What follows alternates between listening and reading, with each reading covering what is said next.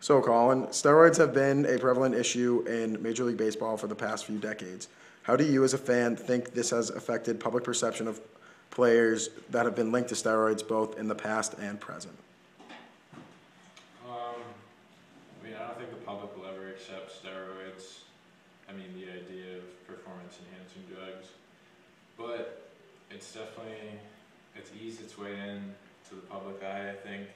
When you think about back the first stage in recent memory of steroid boasting, anyway, like Barry Bonds and Sammy Sosa, just the public outcry, athletes like that, and now the past couple of years, you look like Manny Ramirez gets busted for steroids, gets a 50-game suspension thrown his way, and people sort of forget it after a few days.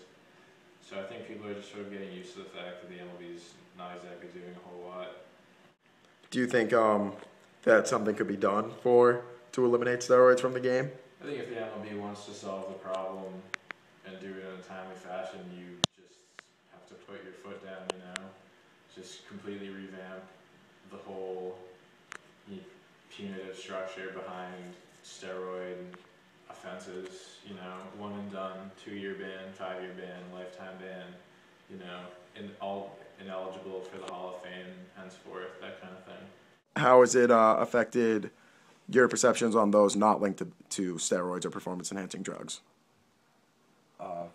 For those who haven't been linked, I would say there's always the thought that you always have like a suspicion because you don't know who has, with so many people's names coming out that you never would have expected. But at the same time, you respect them more for not following in the trend of using performance-enhancing drugs.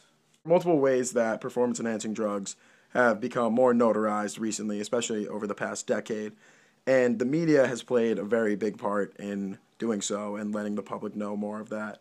And in what ways have the media affected player perception with those linked to steroids for you? I think with the growing popularity of ESPN and other sports networks it kind of holds players more accountable for their use.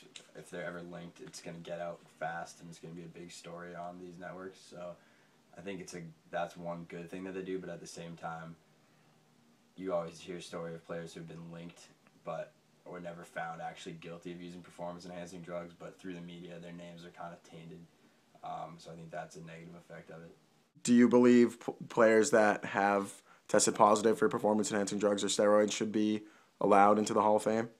I don't believe so. It's just not fair to those guys because the stats for Hank Aaron and Babe Ruth would have been increasingly higher if they were able to take steroids. So it would make it unfair for the guys today to try and break those records. And I don't think that if you take steroids, you should be allowed into the Hall of Fame. It's like cheating, and winners don't cheat.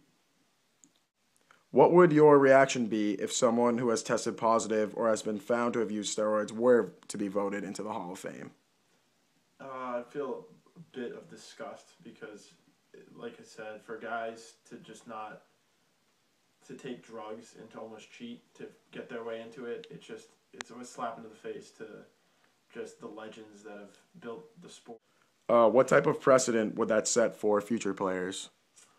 It might give them the idea of like, hey, if those guys took drugs and got away with it and they got into the Hall of Fame, I might as well do it, and I'll be able to compete and be the best that I can with taking drugs and be even better.